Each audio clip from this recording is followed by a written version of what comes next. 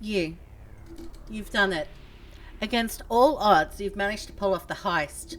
Your shaking, outstretched hands grabs the cafe's secret recipe.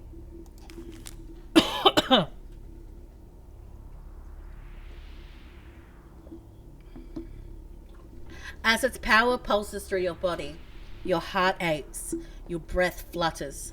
You probably want to move up there. Mere echoes of what was taken from you, what will soon be yours again.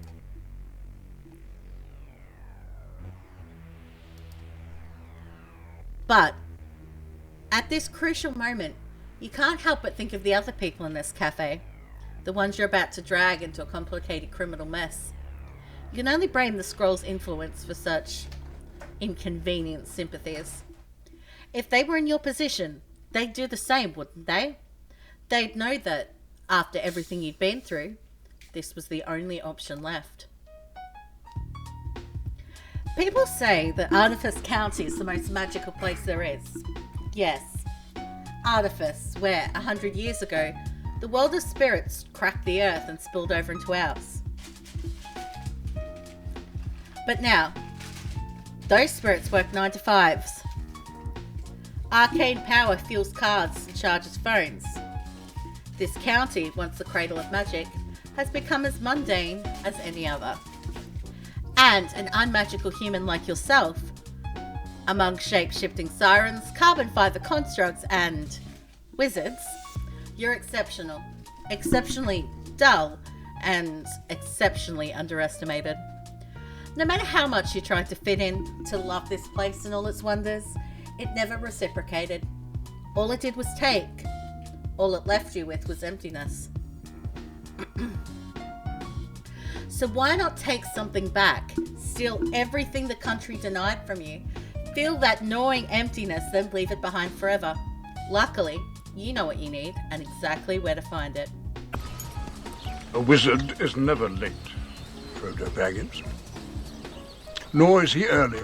He arrives precisely when he means to. You've been here in the shadow for a few hours. Hi, Alan.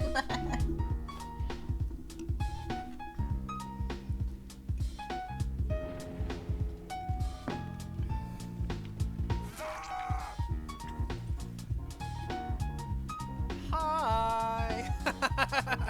Rancor, motherfucker.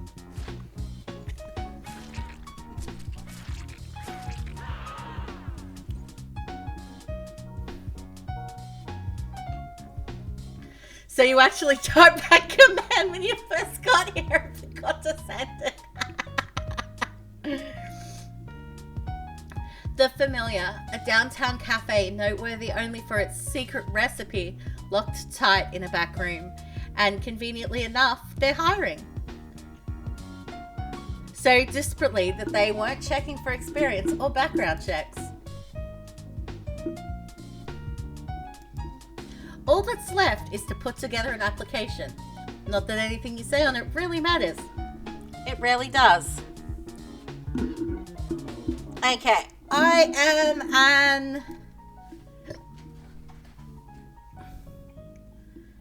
am what's loquacious mean?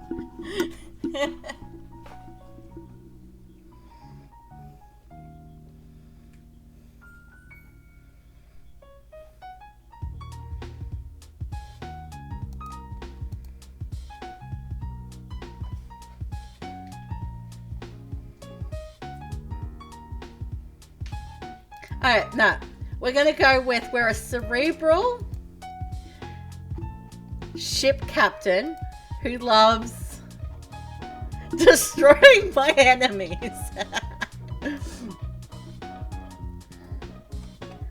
Soft skills. Passable confident.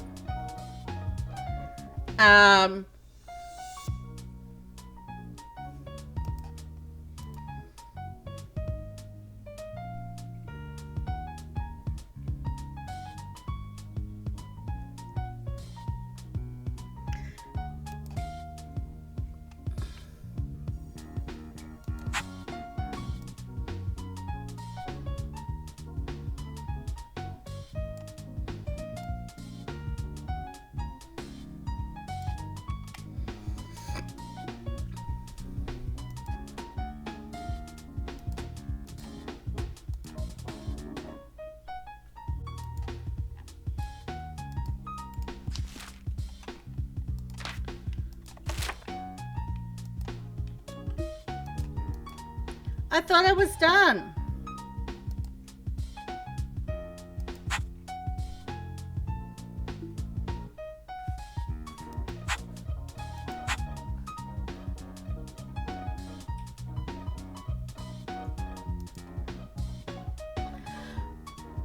Okay, we can do our own custom pronouns. Okay, subjective instead of she, he, they.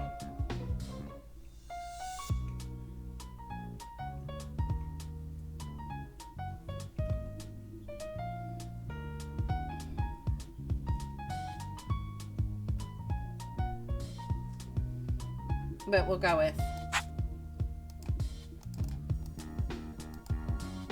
Oh.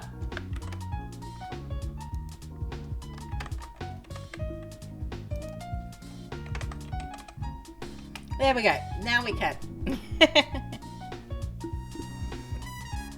A few days later, you're face to face with a familiar. While its neighbours are all dust and drywall, its facade seems unbroken, even if the varnish is peeling at the edges. For a moment, nothing. Then you spot a silhouette in the window who flicks its neon sign to open before waving you over. You cross the street, repeating the details of your plan. You need to get in, get out, and for the smoothest possible getaway, try to find someone else to take blame.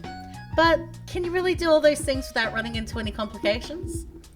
You've already reached the front door. You can hardly turn back now. The cafe laid bare before you is almost indistinguishable from the scant images you found online. Mismatched chairs and royalty-free wall art, well kept but worn down. You don't get long to take it all in. A construct, towering over 2 meters tall, stops wiping down the counter and turns to greet you. Ah, you must be Sandy. Great to finally meet you.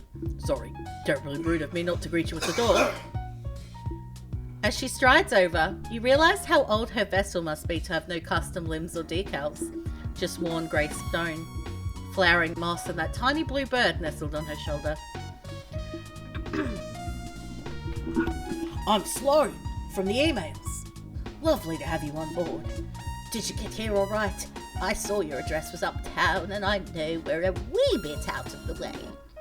Before you get a chance to reply, she's already yanked you into a crushing two-handed shake. For a moment, you worry that she might have pulled your arm from its socket. Actually, I should get chatting just yet. Today's schedule is pretty packed. What with your introduction, I barely found time to fix breakfast for Adam. Oh, hang on. This is Adam. Adam, say hello to Sandy. She's your new co-worker, so be polite.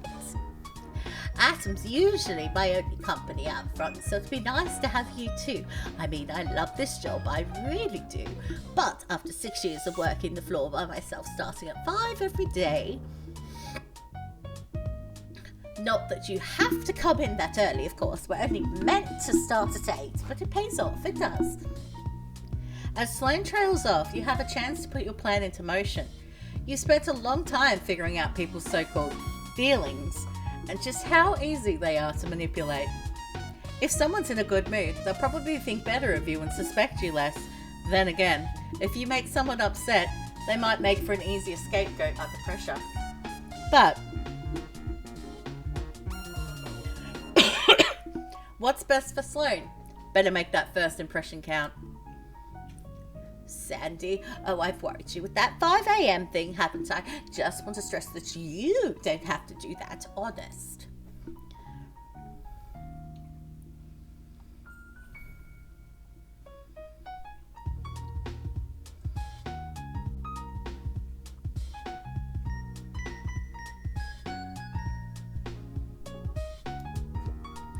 Oh, that's sweet of you. I try to bring the best out of the old familiar.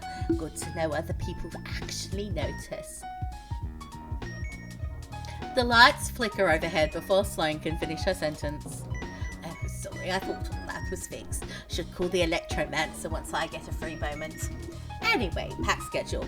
I've got pastries in the oven, then a delivery after. Come on, let's get you in uniform.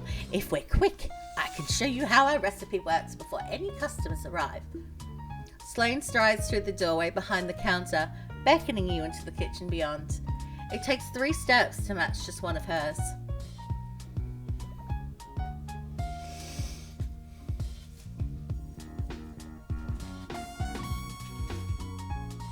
The kitchen, built from cool metal and right angles, is warm with the smell of apricots. You breathe it in while Sloane roots through a nearby cabinet before suddenly sighing. I'll say this now. Sorry about the fit. She hands you an apron like her own. Exactly like her own, actually, in that it's far too big for you. It's bound to slow you down and make you look utterly ridiculous. Your one should be here tomorrow. I hope this is all right in the meantime.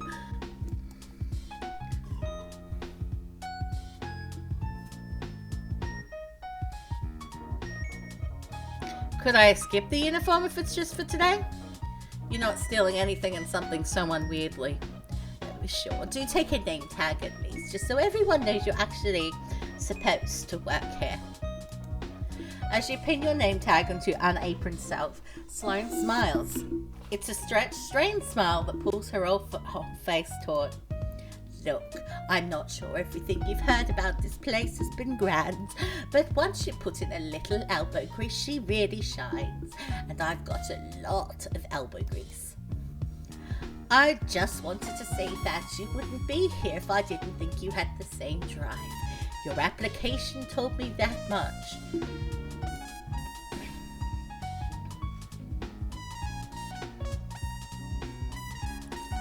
Although, what was the phrase she used? Excusable sycophant.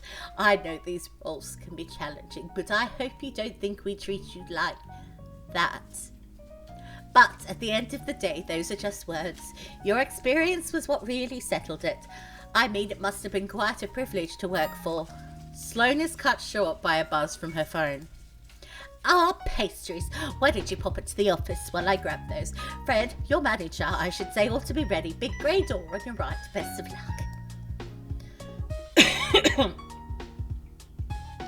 You take 6 steps towards the office, a hiss of heat escaping the oven behind you.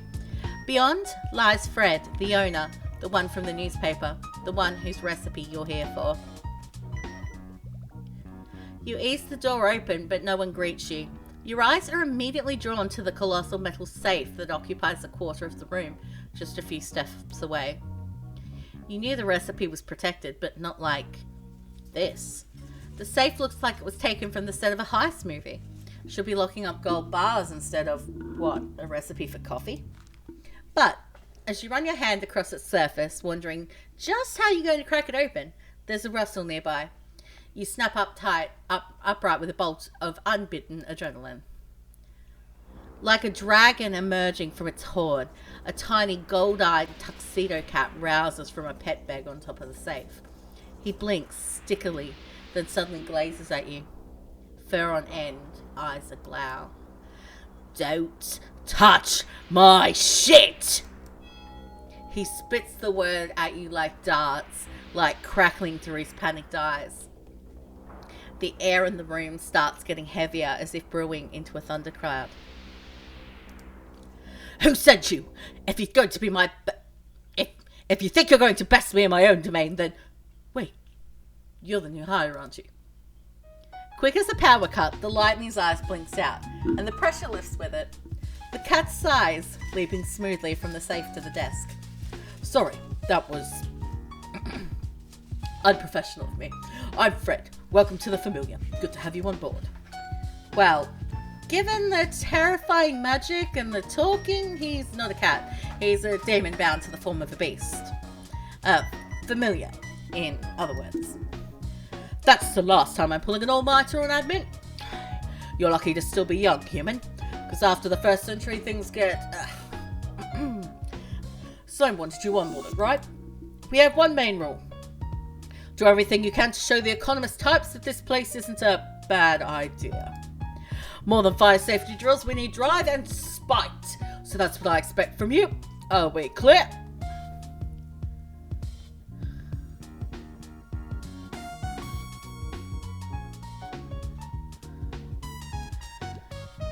That's That's what I like to hear. So long as we're all on the same page, you and I will get on just fine. We aren't a little happy family here, we're just hard workers. This isn't going to work if you are prepared to work just as hard as me and Sloane. As if on cue, Sloane enters the office, a kettle of boiling water in one hand and a packet of coffee in the other. She starts mixing the two on a mug on Fred's desk. Morning, Fred. Everything all right in here? Thought I heard a bit of shouting. Oh, no, it's all fine. I've just been giving, Fred quickly squints at your name tag. Giving Sandy the lowdown on the familiar. Our history, what we do, all the good stuff. Sloane gazes at Fred, tracing a tiredness in his eyes. Her smile dims a little. Oh, that's nice. I can join you now if you'd like. We can go over the finer details together. If you've got time, by all means. With firm movements, Sloane puts the kettle down and closes the door behind her. Fred's eyes lock onto your name tag again as he reads it under his breath. So, Sandy, let's get down to business. We're open 8 to 5 most days, but your shift goes 30 minutes longer at the end of closing. Anything after that is overtime. I can give you the forms. Aprons go on the hooks in the kitchen. If anything gets spilled on it, don't be afraid to excuse yourself and replace it as soon as you can.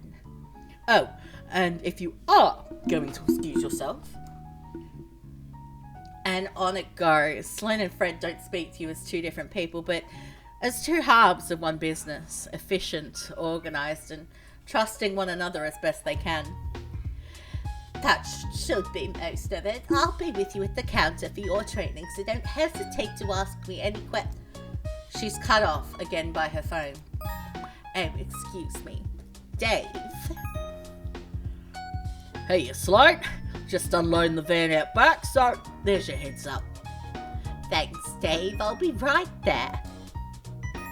I should be off. Need to give my signature for the deliveries.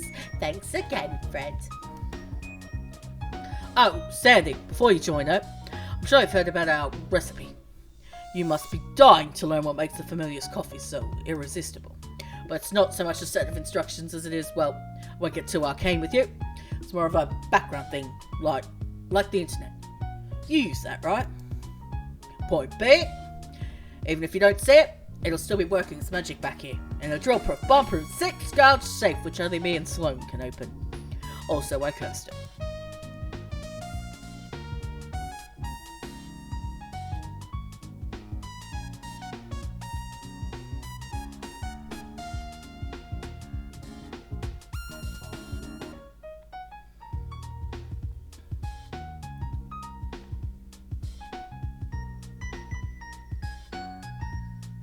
So it's protected against teleport-based attacks too, of course. Well, sometimes I need to summon something from inside without opening the door, so... But I guess someone else could... I'll make sure that's down. Don't worry about it. He looks back at the veritable vault behind him as if checking that it's still there. Can never be too careful with these things, especially in this economy. I mean, wasn't it just last week that Raphael Hendricks wrote off his beauty store chain? It's inspirational how these CEOs act. Expanding isn't easy. I mean, ideally we'd have an accountant, a consultant, another chef, but we've got you, and you're one hell of a good start. Especially with our regulars. You'll meet them soon enough. You should catch up with Sloane. Anything you need, I'll be back here going over these papers. As you leave the office, Fred pulls a single sheet of paper from the files on his desk. Even upside down, you recognise it as your CV. Not a moment after you enter the kitchen, someone waves at you from the back door. In the doorway next to Sloane is a uniformed courier, a human, just as unremarkable as you. A precarious stack of cardboard boxes wobbles threateningly next to him, behind him. Say, you're Sandy, aren't you? Sloane was just telling me all about you. All good things, I promise. Mostly good. Dave gives Sloane a package and gives you a conspiratable eyebrow waggle. He pauses to take a long breath inward through his nose. Ugh, is that apricot? So you did go for the new recipe. Fred must have taken some convincing. Oh, I'm just trying it out. We'll see how they sell first. Hey, if I come by once a month work, that's one customer right there. Guaranteed. Sloane breaks away to put each package in its right place. Dave looks at you, eyes glistening. Hey, Sandy. Have a good first day, yeah?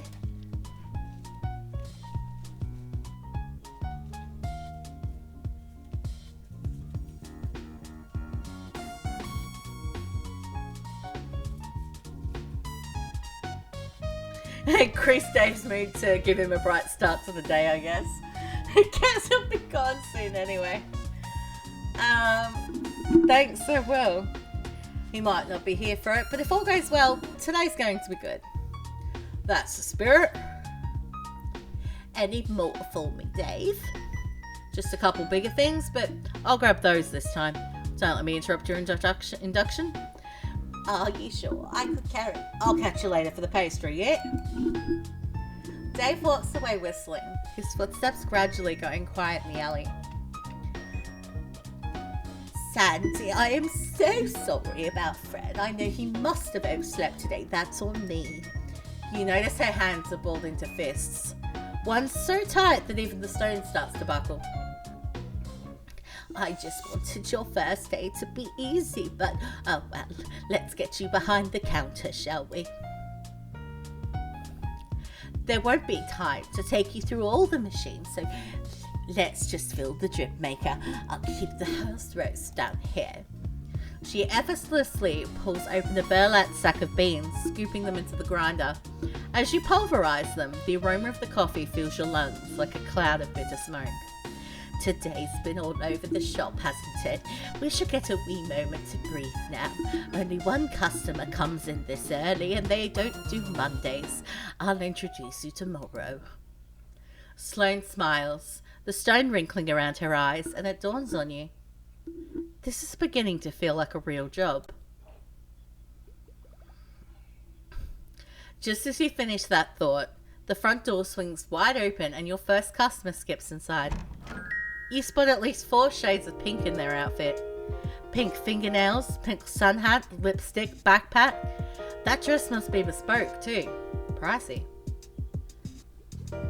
As they draw close though, you spot pointed fangs in their cheery smile and deep red eyes behind their tinted glasses. A vampire. Good morning, Sloane. Oh, I spoke too soon. Morning. Before you order, this is Sandy, our new barista. Oh, so you're finally upscaling. You know, I saw some prime real estate going for cheap on Moonbound. If expansion's on your minds. Slow down, we're not taking over the industry just yet. The vampire looks as if they have more to say, words bubbling just beneath the surface, but settles on a pout. Sandy, this is. I'm Jessie, with an IE. Jessie's eyes swivel to you with abundant curiosity. You're not in uniform. Is this your trial period? Shall I be giving feedback on your drinks? Oh, criticism will be constructive, I promise. Oh, no, it's nothing like that. Just a supply chain issue. What'll it be this time, Jessie? A hot chocolate, please, and I'll have it with, whipped cream, nutmeg, caramel marshmallows. Wait, will that fit? Marshmallows, then whipped cream, then caramel and the rest. Oh, but what if I got cookies too? Give me one with everything and 2 chocolate chip cookies, please. Sloane's already off to one side, rifling through her arsenal of ingredients. Meanwhile, Jessie brandishes a pink bat-style mug from their satchel, placing it on the counter as their eyes flick back to you.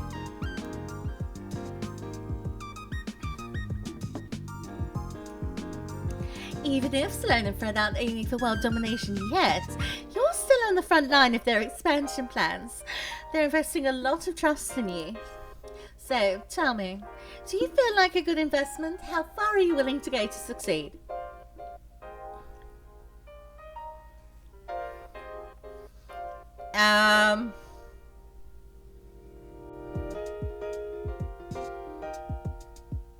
I'd do anything.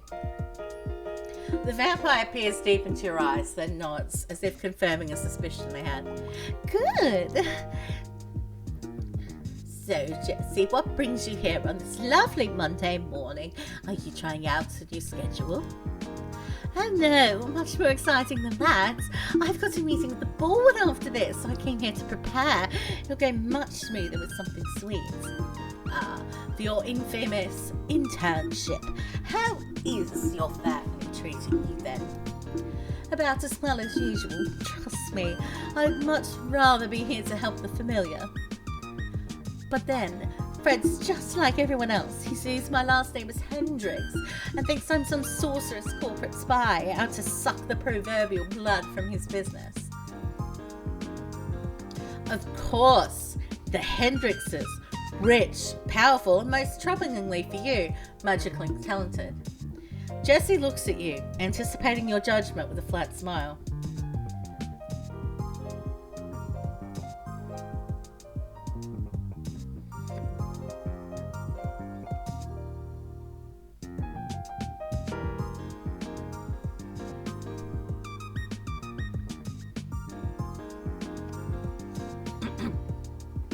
He called your father crashing out on a foul business inspirational.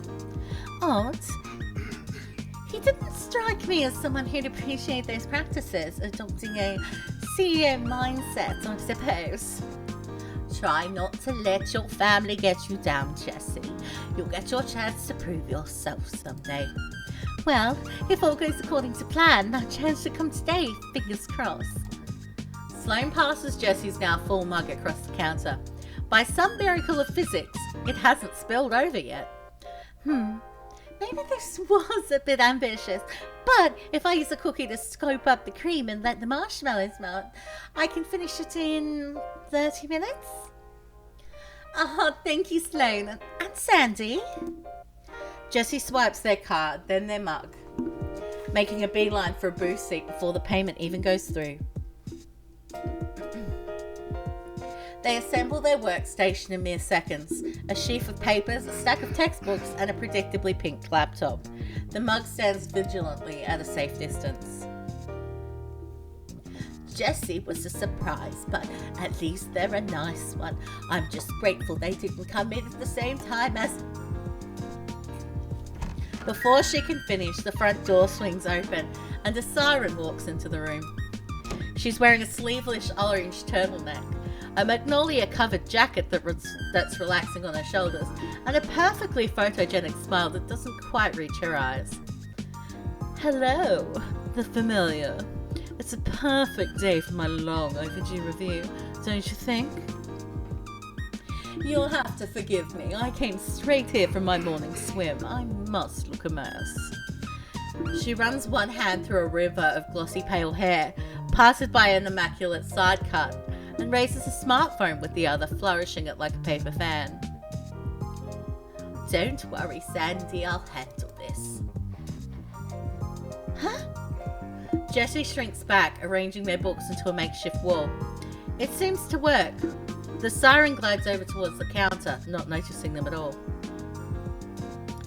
Now, Sloane, I know you very well, of course, but for the benefit of both me and my adoring fans, who is this? Oh, I didn't know you'd be coming. This is... But the siren's already started staring at your name tag, trying to preempt Sloane's introduction. So that's how you spell Sandy Enchantée. I'm Alexandra Argyros. Pleasure to make your acquaintance. You don't happen to have a grimoire account, do you, Sandy? I'd love to give you a proper credit in my post. How about a drink first, before anything goes onto that internet page of yours? Quite right, Sloane. I'm getting ahead of myself. Can I have... She clears her throat and straightens her back. A blue sea salt caramel frappe with soy milk and non-dairy whipped cream on top, plus a little of that raspberry chocolate powder you plus a little bit of that raspberry chocolate powder you have would be lovely. Thank you so much. I should have everything. Let me check the back first. Sandy, could you grab a plastic cup for that? Lids are in the bottom left cupboard. Wait, see, I haven't had those little fish oh, she's gone. In the silence, Alexandra's smile slides off her face. She sighs sharply through her nose. Are you alright? I know this whole song and dance can be quite overwhelming if you aren't prepared, but then you don't know who I am anyway, do you?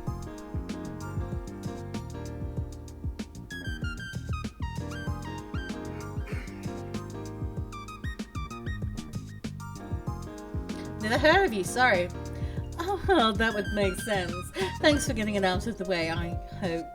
I hope I made a good first impression, for whatever that's worth. Sloane returns, hands full of yet more ingredients. You hand her a cup and she starts filling it dubiously blue syrup. Should I expect your fans to start ordering these frappes in the hundreds? I'm not sure they're on theme anymore. Oh, I wouldn't worry about that. The drink's just to showcase how skilled you are at your craft. It's aesthetic. That's what the audience really wants. Alexandra plucks the card reader from the counter with a sly smile, passes her phone across it and hands it back with a wink. There's a 30% tip attached. You'd know better than me about that social media stuff. Sloane, Sandy, trust me, you've got a wonderful cozy place here. What's not to love? Those donuts, those menus. Alexandra turns around to gesture at the cafe, and her eyes finally land on Jessie. Her voice freezes in her throat. Jess. Eek! Oh no, Jessie. Hey Alex, I didn't know you were coming in today. It was on my page. Perhaps I should have dropped you a message. Sorry. Do you... Sloane puts the finished frappe to one side, pushing past you to tend to the transformed Jessie.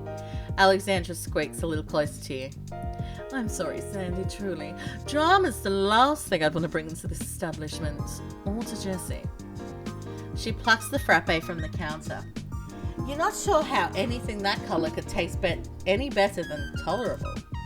I know when I'm not wanted. I'll just snap a few photos and I'll be on my merry way. The lighting's not ideal, but I can fix it in post. Alan? Can you do that?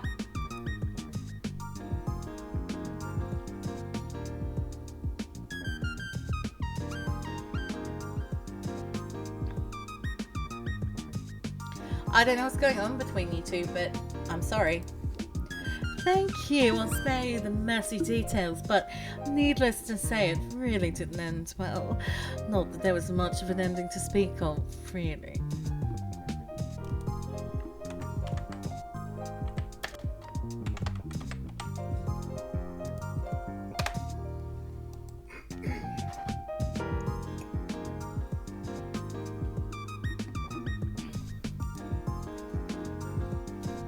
With a final smile, Alexandra takes her drink to the cafe's centremost table, posing it like an art exhibit.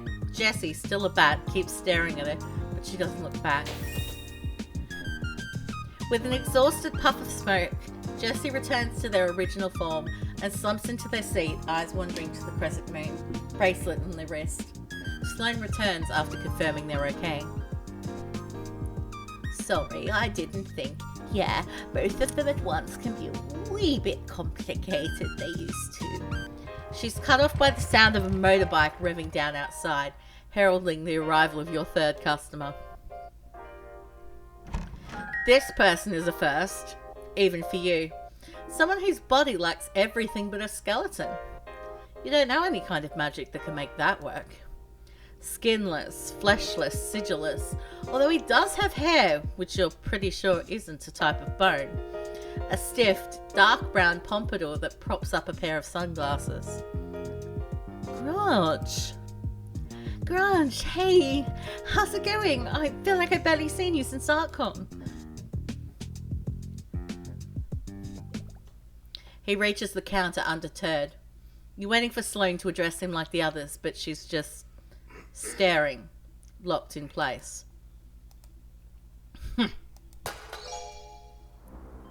So you're the new barista. Good job on making it this far. Makes you one of the best, don't it? It's just the coffee you brew with, yeah, resolve.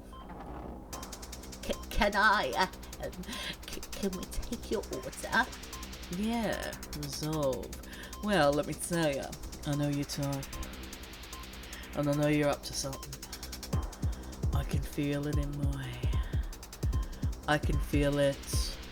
Sloan, I would like to order, thank you kindly. Let's put your new barista to the test. I'll have a coffee. A black coffee. From the pot, doesn't have to be, yeah. I think we might, Sloane's eyes bounce between his skull and the coffee pot on the counter. Sandy, why don't you handle this one? It'll be good for your training. Seems like she isn't going to budge. You grab a cup and start pouring. Wait, what's her name? Sandy? Okay, think I got it. Sandy. So that's to be the name of my nemesis. I'm Grudge. Grudge Knuckles. And you'd best remember it. Even if Frederick gave you this job instead of me, there's bound to be tracks in your meticulous facade. Your coffee making halts at this revelation. He had a whole rant prepared just because you got this job. With an application like that? You're making it obvious why they didn't pick you. Hit me right, my non-existent art. You gonna make a fine nemesis, that's for sure. Much as it pains me physically. You present the now full cup to Grudge. He daintily drops in a sugar cube, then stirs the coffee with a bone-like spoon, which he apparently just had loose in one of his pockets. Nice try, Sandy. But I know coffee when I see it, so there's no way this... He puts it to his jawbone and takes a delicate sip. The liquid seems to vanish as soon as it enters his mouth. Damn it, it's just like usual. How'd you get right so quick, so bitter yet so energising? Fine. I'll hand it to you, Sandy. Looks like you're real lucky. That's a decent cup of coffee, but beware. I'm watching you. He takes the cup and spins dramatically away from the counter. It's taken that he finally spots Jessie. Jessie! Grudge? They immediately hug. It's so good to see you. Why didn't you pipe up earlier? I was waiting for you to finish. It sounded like you had a lot to get off your chest. Oh yeah, you heard that? Sorry, it was just a personal, doesn't matter. How's your job going? I could tell you, but I've not got long. Are you sure you don't want something with your coffee? Sloane's made some great cookies today, and I'd be happy to buy... No. Should give my nemesis the satisfaction. Not after walking away all conclusively like I just did. Grudge, you haven't even paid yet. And I admire your candor, but... Are you sure Sandy's your nemesis and not Fred's? Fred's a real villain, that's true, but a nemesis? That's different. Gotta be personal. But you don't know who Sandy is yet. Maybe start with a rivalry as practice. A rival, eh? Having a lovely time at... No, I used lovely last time. They'll think that's insincere. What if I... Oh, almost forgot. Alex! How you doing? All good over there.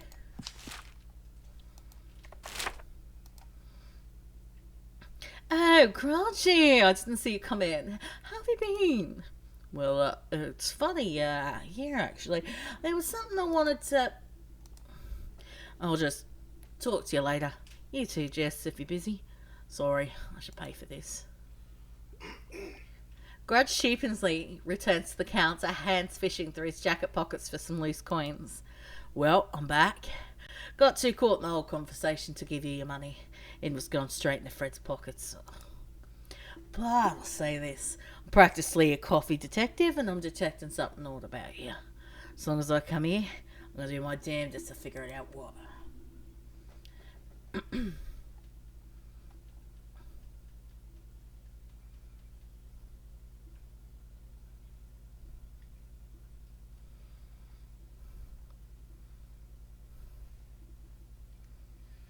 Think I'm suspicious? Wait till you see what Fred's up to.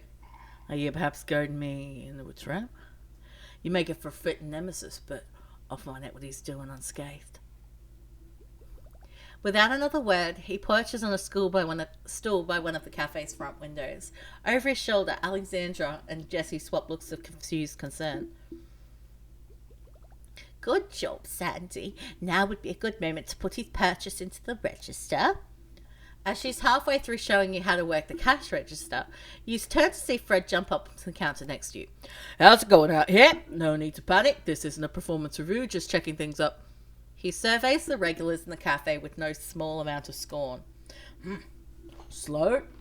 Why don't you come with me for a moment? Been meaning to have a chat. But we still need to.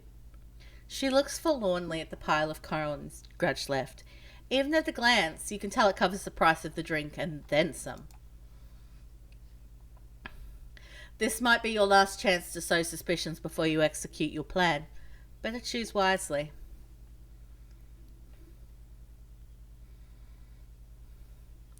Is Grudge usually like that? Not that I've seen. I mean, I don't know him as well as the other two by the way he talked. Well, it'd be surprising to hear from anyone. As silence returns to the room, so does your opportunity. But you can't help but overhear Fred and Sloane's hushed conversation in the kitchen. I'm just saying, if our best regulars keep bringing their drama here, no one else is going to want to say. With a sigh, words. Sloane leans against the kitchen island, the full weight of this morning's events seeming to suddenly sit on her shoulders. They're good, reliable customers, and sure, things have been tricky, but we've got Sandy now. With a little hard work, we can turn this around. Besides, aren't there enough names on your board of bands already? Let's not add any more while we're going through a rough patch. She side-eyes a corkboard near the working fridge. There must be at least 2,000 names on there, each marked with a reason for ban in vindictive felt tip. As she does, you notice Grudge sliding up to the counter, trying subtly to peer inside the kitchen. I know you're right. It's just, I haven't even cast an anti-summoning ward on this place. Not exactly a recipe for success. I did want to talk about our recipe, actually. You know, since we've got a new hire and... Can we just deal with one thing at a time? First priority is cutting down costs. Now, I noticed the price of algae extract for that blue drink. Got hiked up and I figured... Fred's eyes finally land on the still snooping Grudge. The two freeze before Grudge slowly backs away. Oops, busted. Gotta go. Aren't content making trouble for me from afar, huh? Go away. Who was that? 3 guesses. Ugh. The more reason to cast that ward, I'll be out front. What are you doing now, Fred? A sudden knock on the back door stops her from crawling after Fred. Oh, Dave's back. Let's deal with that first, one thing at a time. As Fred prowls out of the kitchen, Grudge turns to you with a scowl on his skull. God damn it. Did you say that thing earlier just so Fred would shout me? That's a low blow. Even for you. And I'll find out what he's really doing soon enough. Mumbling to himself, Fred assumes the position at the very center of the cafe. That storm cloud feeling starts to rise again as he begins his spellcraft. Oh, I must have pushed him too far. He's finally going to explode me. While Fred's presence draws a little attention, you start rifling through your bag, making sure you can take any opportunity to launch the heist. At the sound of Fred's chanting, Jessie looks up from their work and gives Grudge a baffled shrug. Grudge moves over to them, just as confused. Jess, is Fred trying to explode me? Oh, judging from the symbols, that looks like an anti-summoning ward. Odd. Why would he want to stop anyone from getting in? Or for that matter, why do you want to stop folks from getting out? Hey, Paisley, my lovely, how are you? In the background, Alexandra tries her best to get a clear shot of her drink, but Fred is perched in the way. Freddy, darling, you wouldn't mind scooching a little to the right, would you? Since you didn't consent to any photos, and I'd like to respect that. Freddy, Alexandra, I've got bigger things to worry about than photographs right now. I'm addressing a security concern in case you hadn't noticed. Bigger things? What bigger things, Fred? What all you got? Maybe start acting like it. Grudge, maybe don't. I'm good, Paisley, I'm good. Not another fight.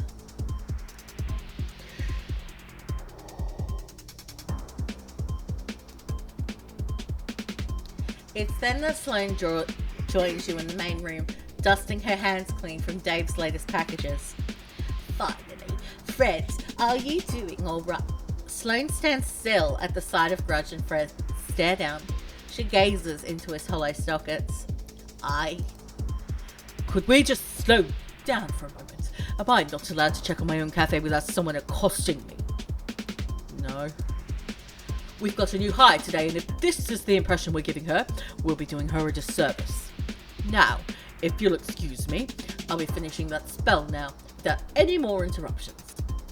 Fred continues, pushing the spell towards completion, as you, coiled like a spring, wait for the exact right moment to strike. Even with such a prominent distraction, you know success isn't assured. How fortunate then that you sowed a little more chaos in advance, because it's that precise moment when Grudge chooses to fire his parting shot. I know you hide something, Fred. Bind them to this realm, Grudge. What the fuck are you talking about? Just as Fred's magic ripples into the cafe, all eyes are on Fred, and you take your moment to strike. It's a slim distraction, but it's enough, and you aren't going to get a better chance than right now.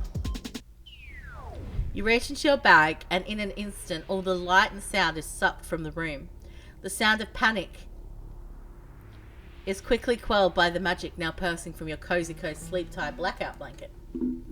Even in the silent darkness, you won't have long before everyone gets a sense of their surroundings, but you've been over this plan too many times to fail now.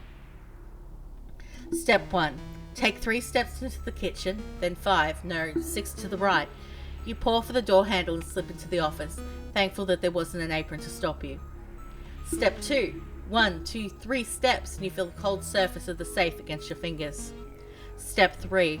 Reach into your bag and give your can of Curse Begone a shake. A few sprays in the safe and the wards are already freaking off. Fred never considered such a direct approach. But there's something else. A sound cutting through the silence, cackling like lightning. Fred's casting a counterspell, albeit slowly thanks to you wasting his time on that anti-teleporting ward. Step 4. Spin the wheel and heave the safe door open. Feel around inside until... You've done it.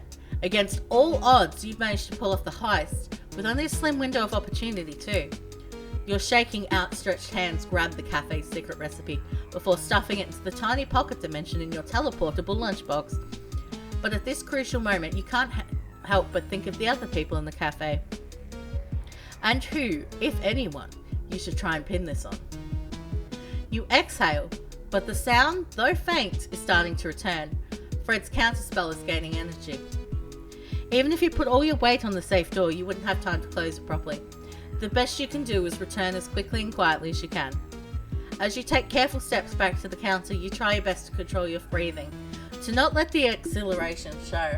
It's been so long. But as you take careful steps back to the counter and the darkness fully dissipates, you know you're not safe yet. You've got to find an exit in the ensuing chaos without arousing suspicion. Somehow. As the silent darkness lifts from the cafe, the first thing you see is Fred bounding through the kitchen, crashing through the cat flap to the office. Sandy, is everything okay in here? No one's hurt? What was that exactly? Blackouts don't usually come with spontaneous hearing loss. It is possible with light and sound enchantments, but it's rather so dramatic. Did Fred's spell backfire somehow? Jessie, we don't have any enchantments like that. This wasn't planned. Huh. Fred's plots must be even trickier than I thought. Where'd he go anyhow? Before anyone can move, Fred rushes back into the room. Nobody leaves! His eyes cackle gold and the chains of light fly across the cafe. The front door, the windows, the back door. No exits are spared. We can do this the easy way, or the hard way, you understand? And if you aren't going to turn yourself in, I'll just root you out myself. What? I'm sorry, but whatever just happened is your business. I'm not missing my meeting. I'm sure you have a plan, Frederick. But is this really necessary to trap us inside your lovely cafe? If you wanted us to stay, you didn't have to do that. And what are you accusing us of exactly? Sitting perfectly still while you messed up some spell? Fred, what's going on? While the lights were out, someone went in my office and somehow opened the safe. Which means one of the people in this room has stolen our secret recipe. It's as if the whole room flinches. Suddenly, everyone's looking at everyone else, wide-eyed, searching for their faces for the slightest trace of an answer. Jessie seems to be evaluating everyone in turn, but their piercing eyes furrow into Fred for the longest. Sloane looks grudge over with furrowed brow, although she seems less suspicious and more just sad. Most importantly, however, no one seems to regard you for very long. But that means no. This is fine. We can deal with it. It's alright. As unfortunate as this is, I do have a meeting to attend and I'd rather not get caught up in this. Ha! Good luck getting past my magic. I might only be a familiar, but I promise if you try to leave, you'll regret it. Jessie's eyes flicker across Fred's barrier, prying for any weaknesses in the spellcraft. Frederick, please, I understand that you're stressed, but it'll be easier to figure this out if we aren't in a locked room, won't it? Yeah. Now you know it's just one thief. What if it's a conspiracy of all of us finally getting our revenge? We don't have to act like vigilantes. I'll just call the police and... Enough! Enough! This place is still. Nobody leaves till we find our thief. Thief singular.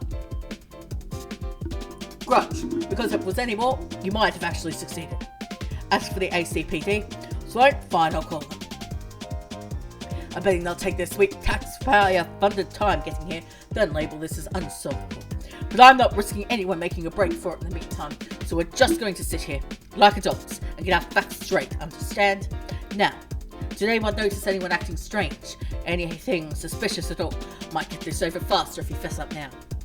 The room exchanges uncomfortable glances before someone pipes up. You know what? Let's address this now. Would you mind telling us why you were spying on us in the kitchen, Grudge? He was? Grudge frowns at you before replying. Well, clearly my suspicions were well founded, weren't they? Not like I overheard anything important anyhow. Well, Fred, you weren't hunting an anti-summoning spawn, aren't you? That tells me you were expecting something like this to happen, already blocking off avenues of escape. You really didn't explain what you were doing, Fred. Can't blame us for worrying. Hey! I'm the one who just got robbed. I was right to catch that. Sandy's the one who suggested it. Well, great start, everyone. At this rate, we'll have our recipe back within the next 1,000 years. Ugh, there's no use trusting anyone here, is there? I know these stories go. You've got some kind of motive.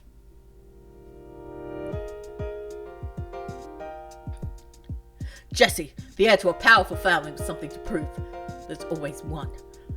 I'm not an heir to anything. I'm the youngest of 5. Alexandra, our femme fatale, although she hasn't killed anyone. Probably. If it weren't from you, I'd take that as a compliment. Grudge, the obvious suspect. Too obvious anything, but I'm not ruling anything out yet. So what makes you the hero detective? You don't even have a plucky sidekick or a hat. Sloane, the one you'd least expect. Oh, that's good, I think. But Fred, you can't really be saying the type. Which brings us to our final suspect, Sandy.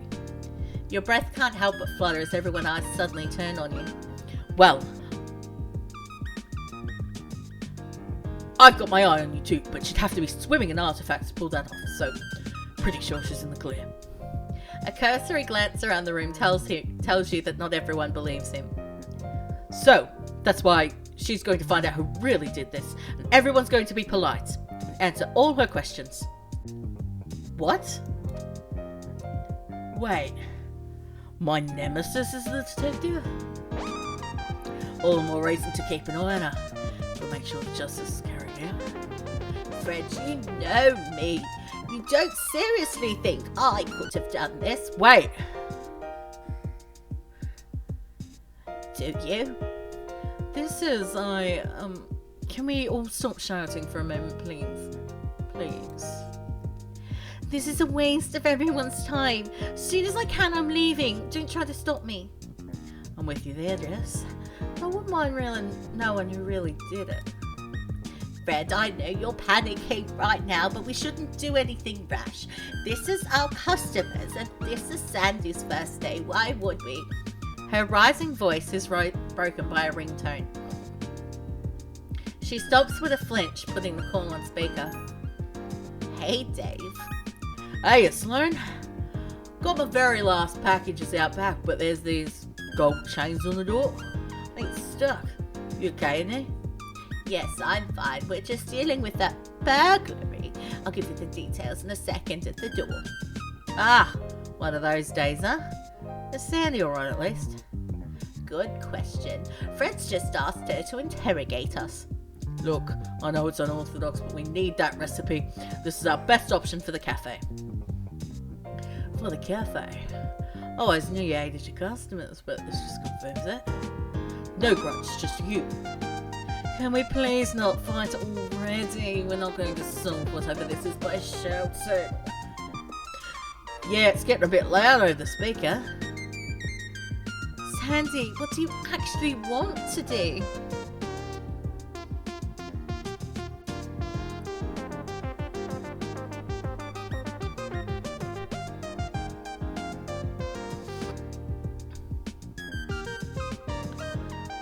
I don't know, this is a pretty bad first day.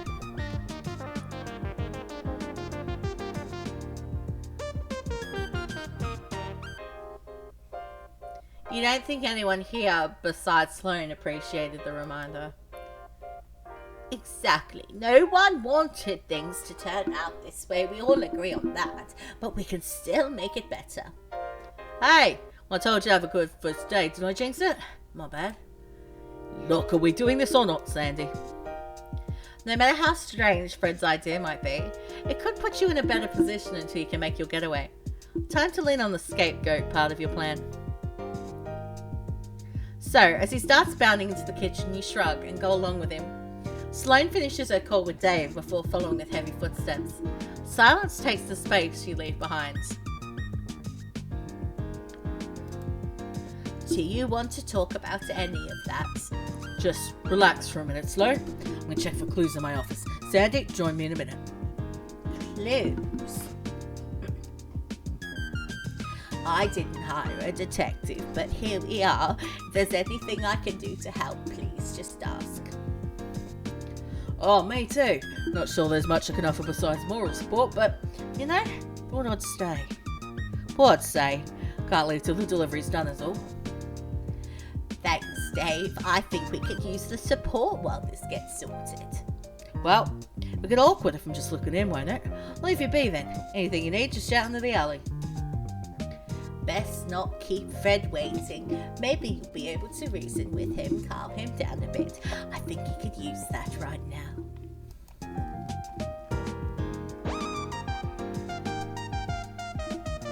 Outgoing call arsehole.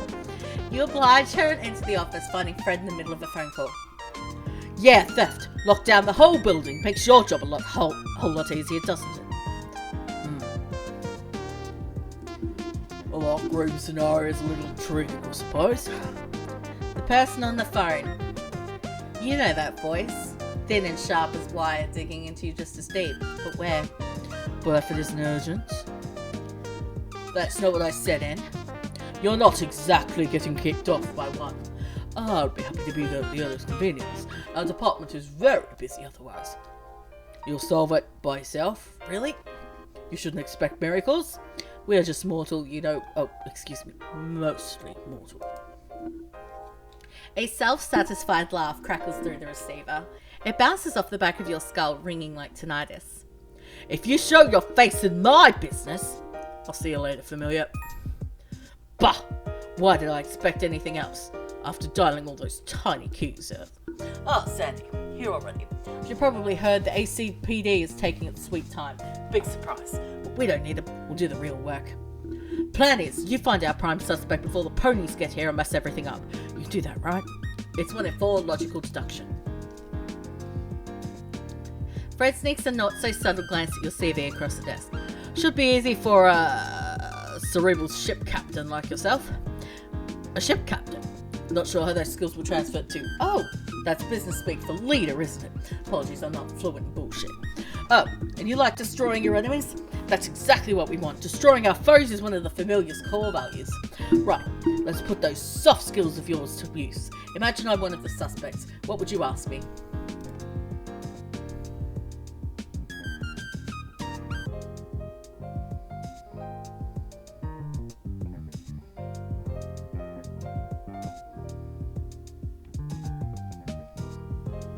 You did it, didn't you? Just confess. Yeah, I tried that already. Didn't work. Good instincts, but we're going to need more than that to... He stops to breathe out, as much tension as he can manage. I mean, are you even trying to find the right suspect here? We need eyewitness accounts, motives, that sort of thing. Stuff like, what were you doing when the lights went out? Or, how do you feel about the familiar? Or, what's your relationship with Fred, you know? If that's what he wants while you're trapped here, that's exactly what he'll get. If you find us a prime suspect with a convincing case, I mean something thoroughly investigated, we can put things back to normal. Things are going to get complicated once he shows up too, so I appreciate having someone on my side when that happens. I know how this sounds. It's a dumb idea, but it's the best I've got right now. If we don't do something, this place is going under. All our livelihoods are at stake here, so get out there and catch us a thief. Please. Your plan went off without a hitch, until it didn't. And while your boss might be paying you greater attention, he doesn't think you did it. At least not yet. And if a real detective from the ACPD is coming, no doubt they'll find out you're the thief. That is, unless you have a convincing scapegoat with evidence of a motive and the others on your side, you might be able to clock off at the end of the day without handcuffs. Until that happens, Fred's magic will keep you trapped here. So with that, your investigation begins. Not to find out who did it, but to find the perfect person to blame. To be continued. Okay,